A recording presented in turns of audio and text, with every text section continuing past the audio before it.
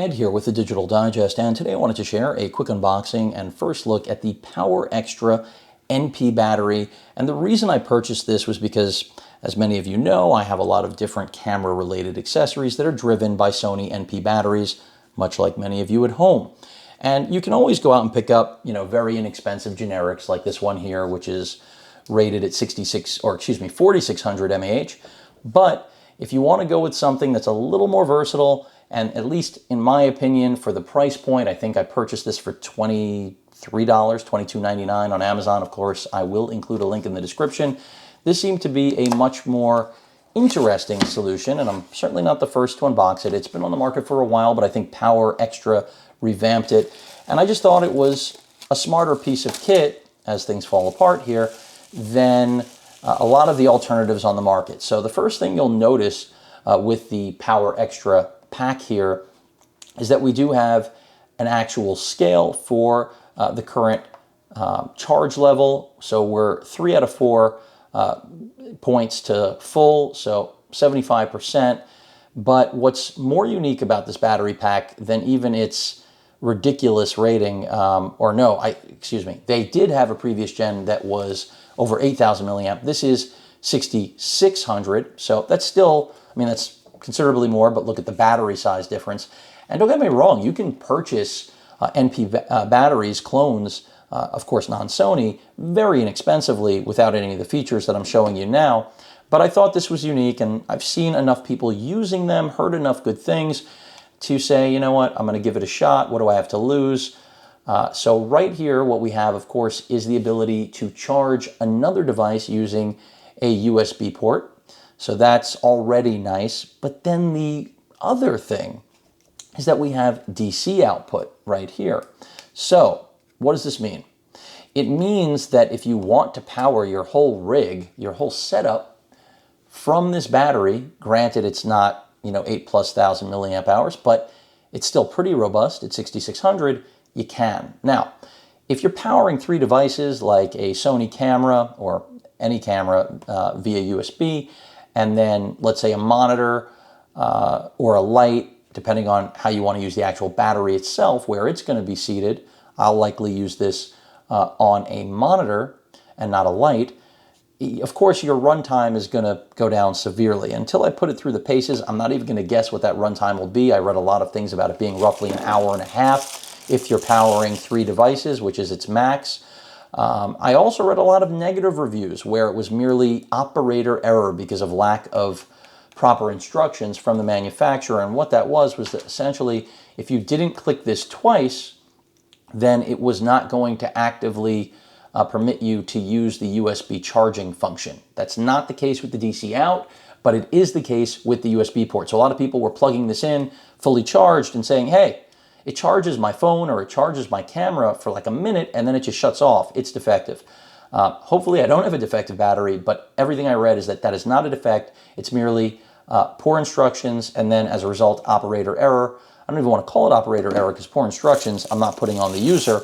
But if I was able to find it that easily, I don't know what anybody else's excuse is, at least these days. Maybe not at launch, because this has been out for a while. So what do we have right here? The DC cable is included. That's good because on a lot of accessories, like the Cine A6 Plus that I just unboxed, we don't have a DC cable included. And then a Type A to micro USB cables included. Of course, if you need Type C, you probably have that already, and you can just plug it in. So essentially what this ends up looking like, and this is where I'm going with this video, since we do already have a charge on board, we pop our USB cable in there, okay, pop the DC into the other side.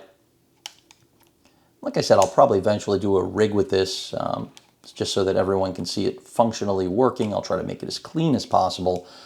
So we now have a battery. So we have 3 power sources here now. Let me get the box paperwork and cleaning cloth. I'm not sure why you would need the cleaning cloth, but I'm never going to say no to a cleaning cloth, Why not have one? Already this looks like a piece of crap, and it is. Just looking at this, that's as long as this actually functions, right? That's what we're looking for. So, for example, just a quick, let's say that I pulled out the new A6 Plus, and I pop that onto the back. And you'll just have to imagine this, for all intents and purposes, being on board a rig and being set up. You can already see we have power on the A6. Now, let's go ahead and plug in a camera. So I got plenty in front of me. I'm going to go ahead and grab my A7R. Actually, that's Type-C. I'm making rookie mistakes already. Let's go with an RX100. How about that? Nobody dislikes an RX100 except for, well, someone who doesn't have one, I feel like. Because what is there to really dislike about an RX100? They are just some best-in-class gear, and I'm really excited about that new Mark 7 with the autofocus system. So now, you don't see any charging going on here, and this is what I was talking about before. This is where I have to go to the battery itself, flip this over, double tap that, and I believe this should start to go. Let's see. Not seeing it right now. I'm in there, so I'm not sure what's going on. I talked about user error, and it would make sense that I would be the user error. Do I have a battery in here? I mean, that shouldn't matter. But it doesn't appear to be functioning, so unless I might end up trying something else just to see, to make sure that I'm not losing it. This should be working because this is capable of taking this on with a battery bank, and that's what this is essentially acting as. It doesn't seem to be taking this. Let's try a different camera just to make sure I'm not losing it. Let's go to the RX106. This one has a battery on board. That might be the difference, and I'm just making rookie mistakes. So again, it's a tight fit in there, and we do have power. So it's just a matter of having the battery in there. That's all it is. And so to look for that charging light, it's showing that it's charging right now on the RX100. You can see it right there. And if I go ahead and double click that, I believe that will disengage it. It might be a single press. Well, maybe it's not. Maybe they've updated the firmware on the chipset for the battery. Sorry, I know you couldn't see anything there. A little inception. Don't get too crazy about this here. Well, maybe they fixed it so that you don't have to go through this because they realized so many people were having issues. But there we go. Now the camera is powered. So the only thing that would be left is an LED light. Now, I have an LED light that is functioning right here. I have another studio light, which I could bring over and actually plug in. So let me do that. Bear with me. Enjoy the very sexy view here of this entire setup. And I'm going to bring that over. I have it mounted, so just let me take it off the mount. It's going to take me probably like, 20 seconds. It's the light, for those of you that are wondering, is a Genere. This is not like a portable LED. Actually, you know what? I'm not even going to do that. What I'll do is I'll show you it powering another monitor because I have the A6 light right here, another Andy-Cine monitor. So that does have DC input. So let's just go with that because it proves the purpose, right? I mean, for at least what we're demonstrating here. And I was maybe getting a little bit ahead of myself. So let's just go with the A6 light. That's the output. I'm looking for the input, which is right there, 12 volt. And let's see what happens. We have power. And do we have a monitor? We do. So now, this already shows you could realistically, if you were really trying to go bonkers here, you could be powering 2 monitors, like I have right now. That is 2. And this is certainly not what the setup is going to look like for me ever. So let's be clear on that.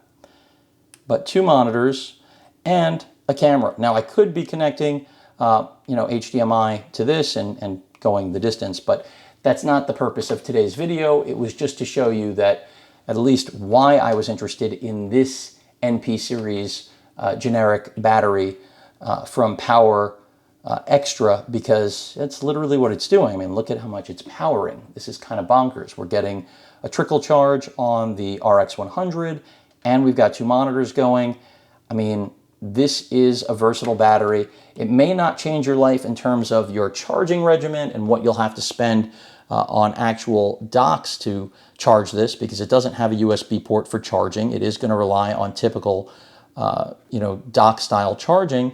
But with all that said, it's so much more versatile than the good old dumb NP series batteries. So just in that sense, if its actual battery life is solid and I'm going to put it through the paces, then I'm absolutely going to be on board with this because this will easily power monitor, camera, and RGB light like the one I'm using right now, another Andy Cine product. I'm using multiple, but the Andy Cine Bowling P1, that is, Type C, RGB, LED, but anything like I was looking at my Genere lights, I was thinking about bringing that over. I decided not to because it was going to be too convoluted.